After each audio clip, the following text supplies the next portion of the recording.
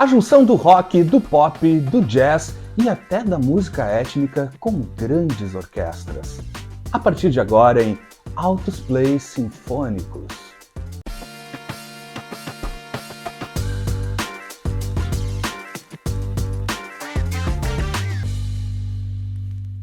Separei alguns discos que promovem encontros espetaculares com a música sinfônica em formações com grandes orquestras e número de músicos e tal, fazendo essa junção em diferentes gêneros e que, em alguns momentos, em alguns casos, chegam até a ressignificar as obras que estão sendo interpretadas. E é o caso do primeiro álbum que eu vou trazer aqui para vocês, que é muito isso.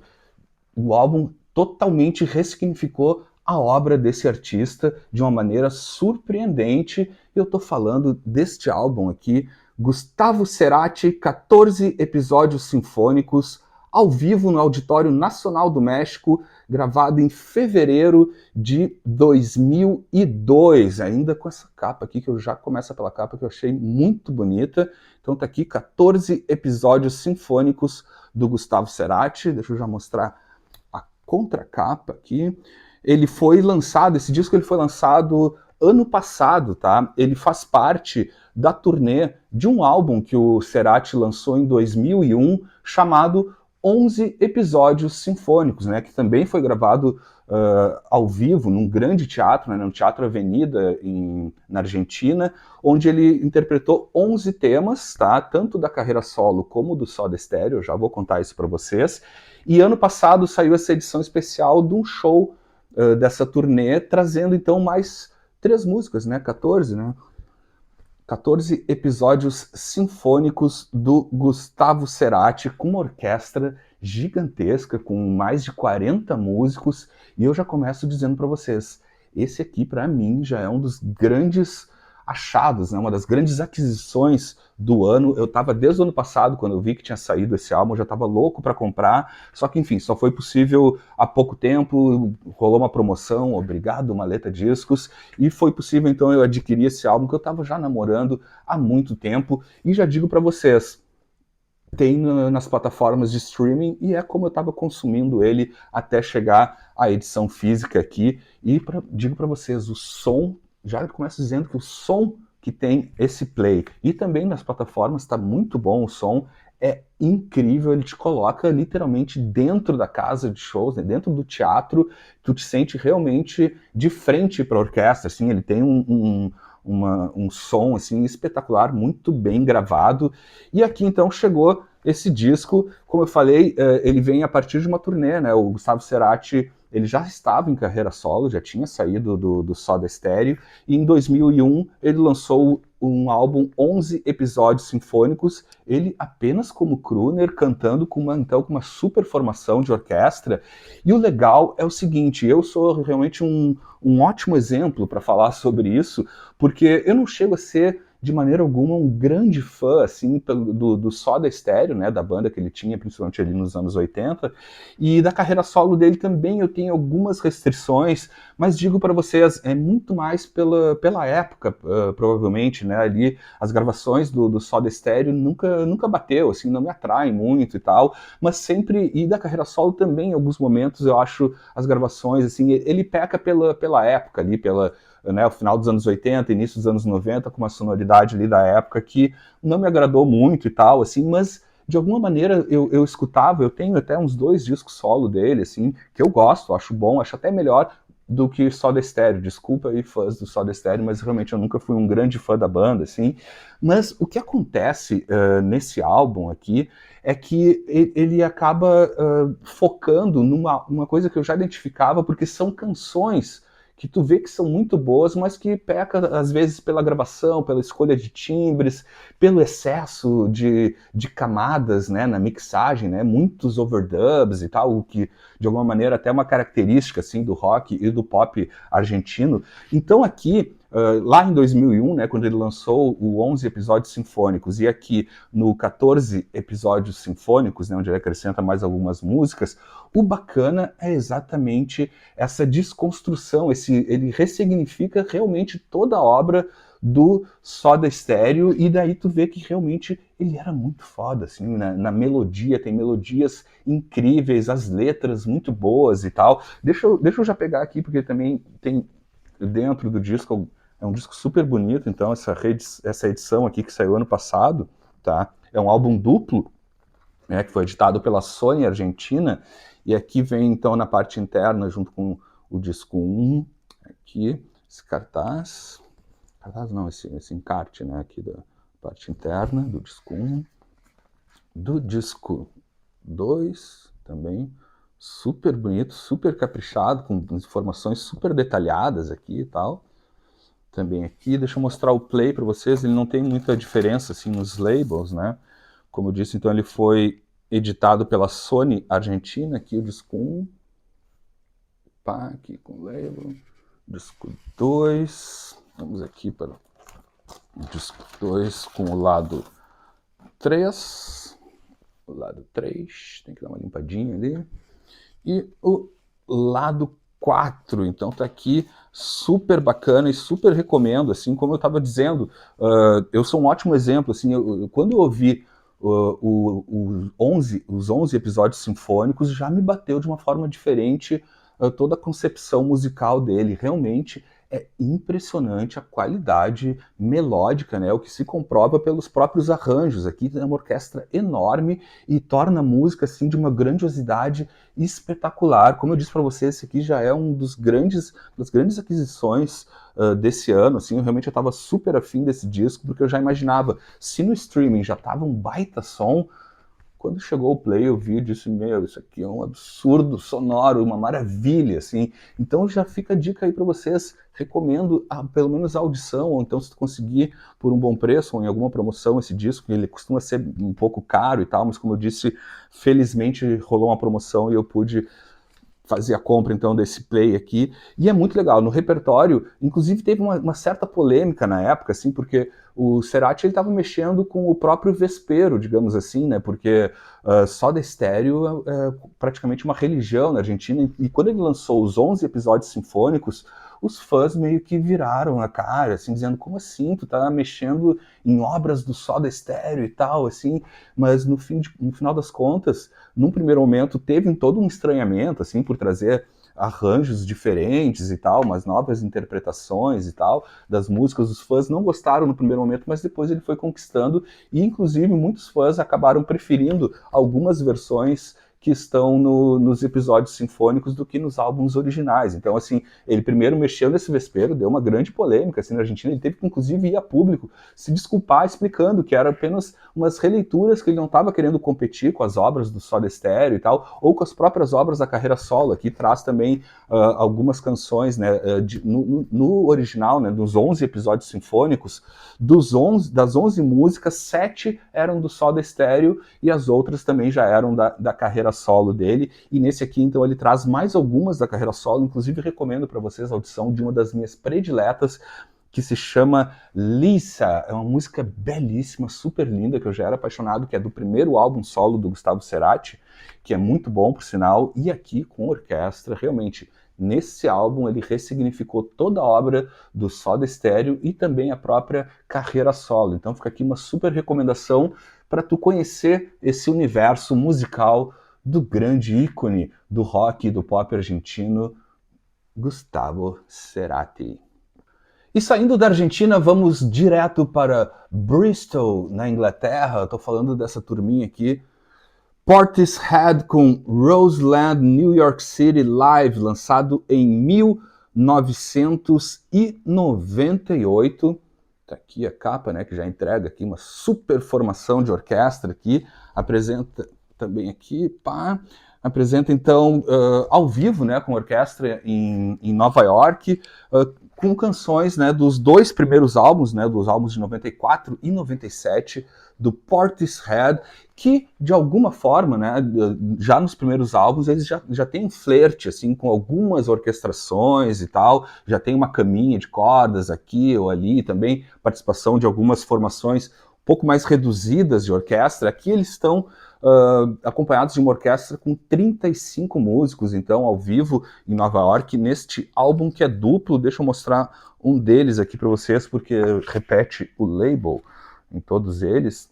Tá aqui, ó. Então, lançado pelo selo Go Beat, essa prensagem inglesa, né, britânica aqui, que é uma reprensagem. Esse álbum saiu em 98, não tem a data aqui, eu não consegui identificar, mas provavelmente ele é uma reprensagem entre 99 e 2005, que começaram a sair algumas reedições do Portishead e tal, e essa aqui é uma delas. Deixa eu mostrar também, dentro vem um super pôster gigantesco aqui, que eu nem lembrava que tinha esse pôster aqui. Deixa eu mostrar para vocês, tentar mostrar aqui.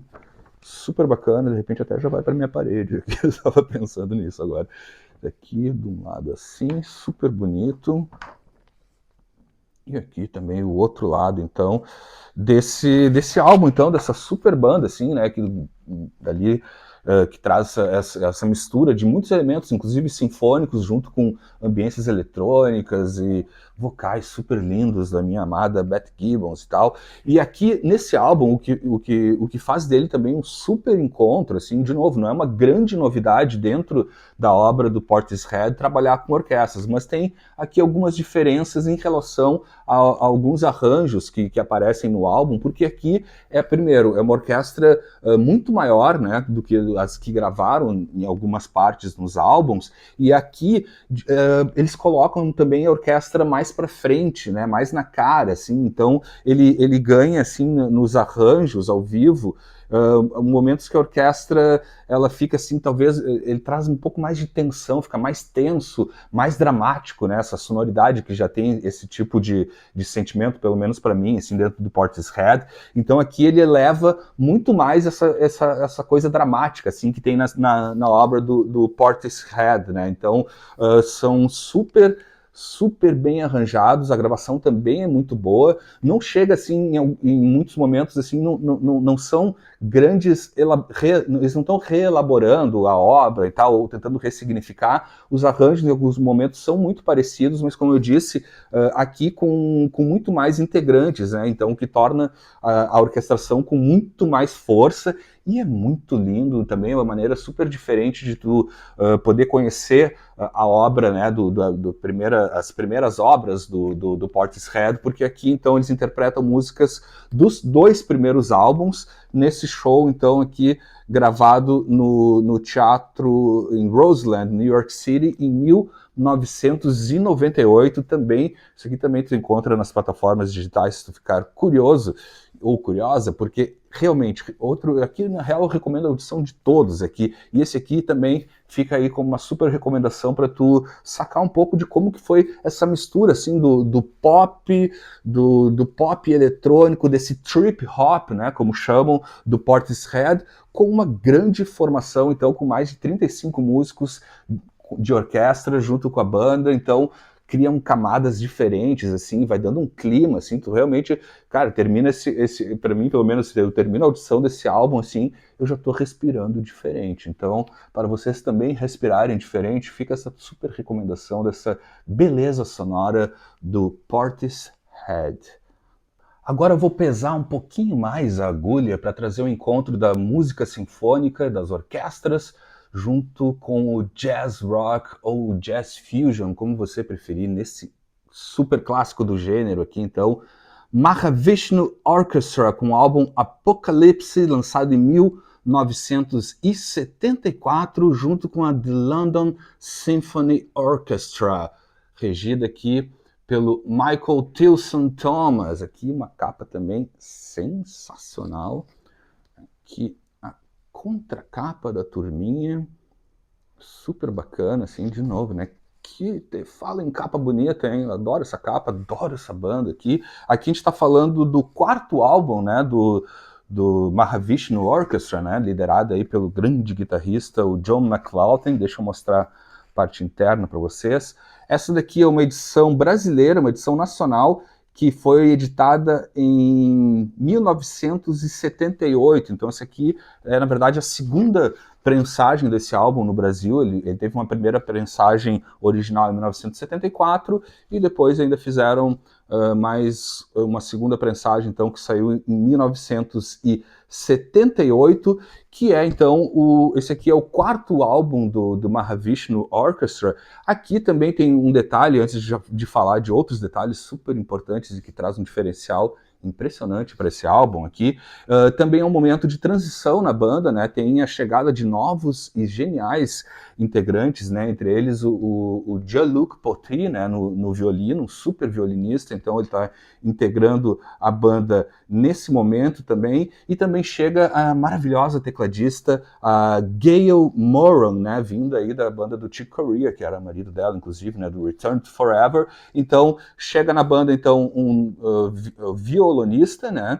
Um violino elétrico com sintetizadores, um violino acústico e tal, um gênio, né, do violino, né, como de repente vocês já conhecem. Então o Jean-Luc Potry então começa a integrar a Mahavishnu Orchestra, e também tem a chegada da Gail Moran no lugar do Ian Hammer, né, que era o tecladista até então.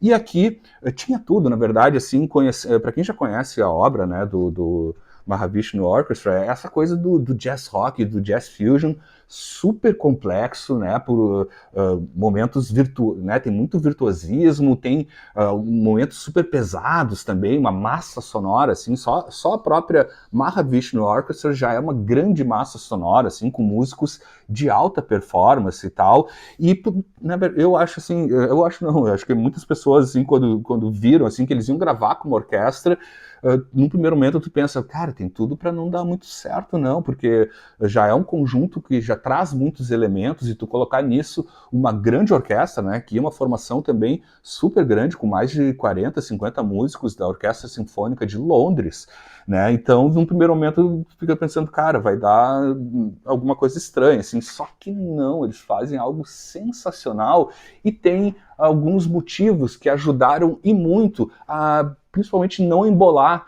o som, né, o que poderia acontecer, né, ou pelo menos eu acho que poderia acontecer, trazendo então já uma super banda com uma grande orquestra e tal, tocando uma música muito complexa e muito elaborada, cheia de elementos e momentos mais pesados, momentos mais leves e tal. Só que tem o seguinte, tem alguns fatores que fazem disso aqui uma verdadeira obra-prima da junção da música sinfônica com a música popular, no caso com o jazz rock ou jazz fusion.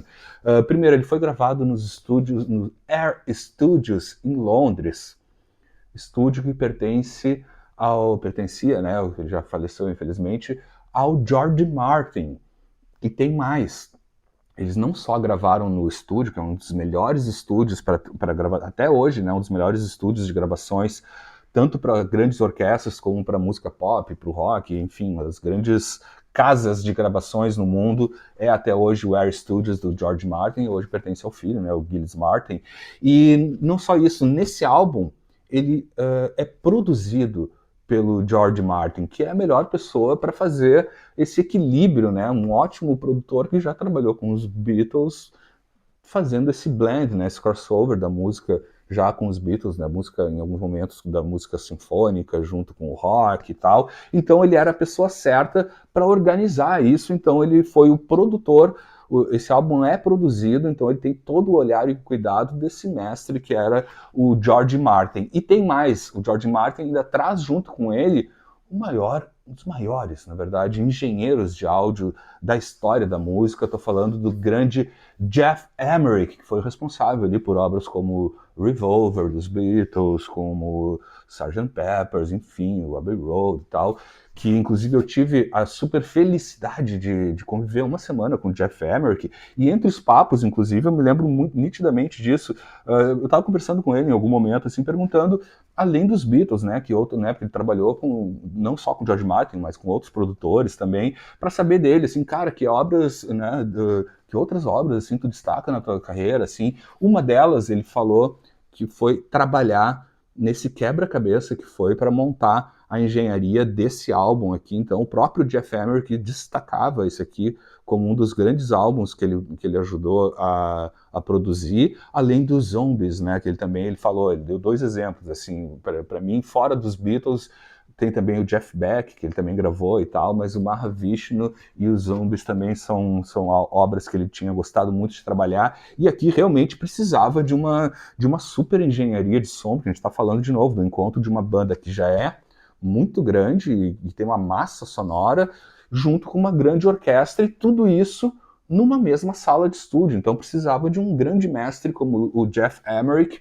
para fazer toda a engenharia desse álbum, o que faz desse álbum aqui uma obra-prima. Eu, particularmente, não tem o Mahavishnu, felizmente, não tem uma discografia muito longa. Eu tenho a discografia completa aqui, ele tem, se não me engano, 6 ou 7, acho que 6 álbuns, e esse aqui, para mim, é um dos prediletos, por isso, ele faz, não é apenas um acompanhamento da orquestra, a orquestra, ela se junta, em alguns momentos, numa quebraçada, junto com jazz fusion, uma batera muito louca, assim, e a orquestra vai quebrando junto. Então aqui, realmente, é a junção mesmo, assim, de dois elementos que se complementam, assim, para criar uma grande massa sonora. Claro, tem momentos mais calmos também, tal, como em outros álbuns deles, assim, e o legal é exatamente isso. Para mim, pelo menos, tinha tudo para não funcionar pelos motivos que eu já trouxe aqui, mas pelo contrário, funciona e funciona muito bem. E a orquestra não é apenas ali não está fazendo só uma cama de cordas ou de metais, tem muitos da parte de metais da orquestra aqui nesse álbum também.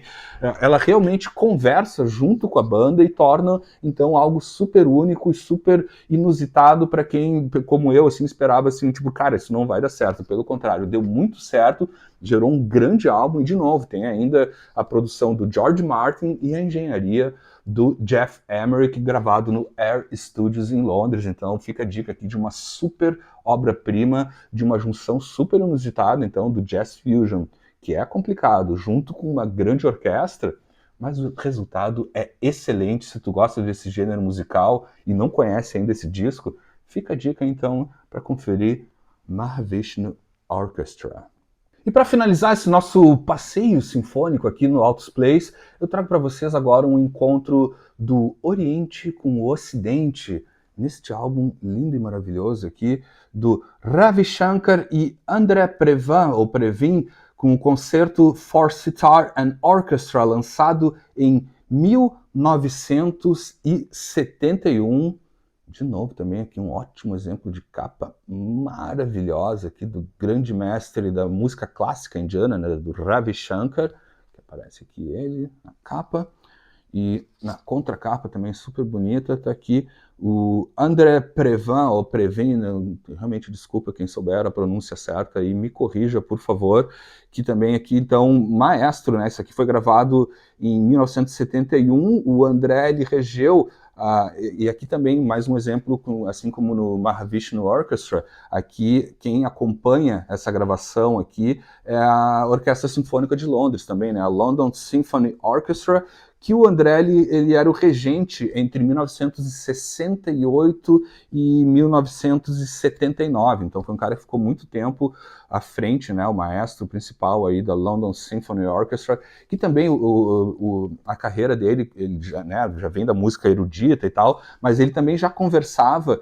ele também ele era um excelente pianista, e já conversava também com o jazz, além da música sinfônica e tal, então não chega a ser, para ele, pelo menos, uma grande novidade, mas com certeza foi um super desafio, né, de tu trazer a leitura da música oriental, que é diferente, né, em termos de compassos, de várias coisas mais técnicas, assim, que não cabe agora falar, mas que, no caso, é uma música que tem muitas diferenças, e ele traz, então, para a música ocidental esse concerto com obras compostas pelo Ravi Shankar. Deixa eu mostrar aqui o label para vocês. Essa aqui é uma edição nacional. Esse disco, inclusive, é muito fácil de achar aí por bons preços.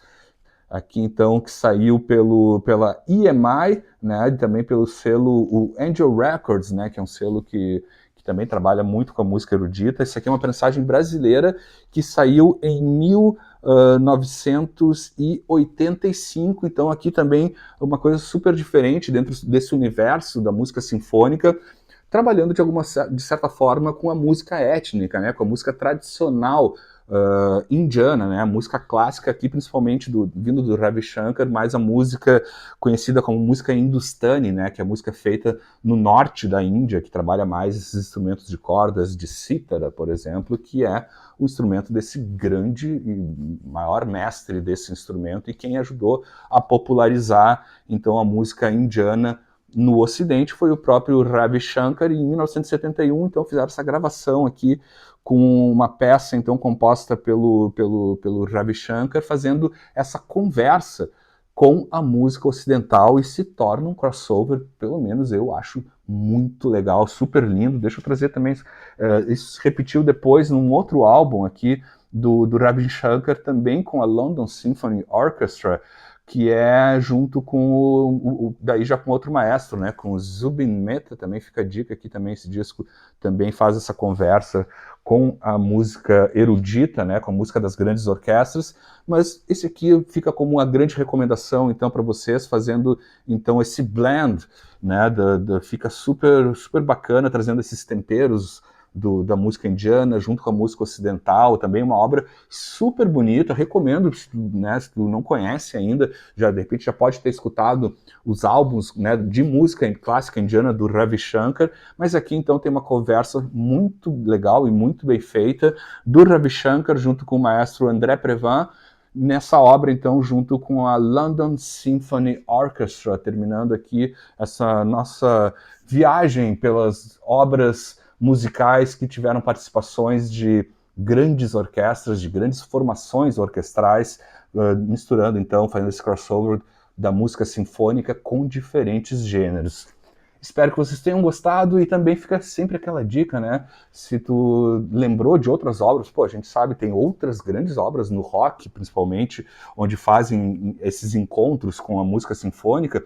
Me deixe saber aí, deixa nos comentários aí mais alguns discos, eu tenho mais alguns aqui, de repente acho que vale até fazer em algum outro momento um segundo episódio com esse tema aqui, trazendo outros artistas e outras bandas que também fizeram essa conversa com a música sinfônica. Então já vai deixando aí também algumas dicas aí de outros álbuns e outros artistas que vocês forem lembrando, deixa nos comentários, eu vou adorar, além de saber o que vocês acharam desse vídeo, também algumas sugestões de vocês aí dessa conversa, então, do sinfônico com a música popular, podemos dizer assim, seja ela qual for, né, do jazz ao rock, ao pop, até a música étnica.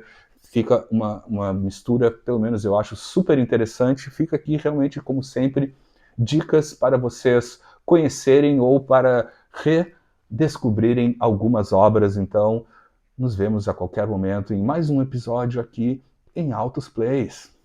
Até mais!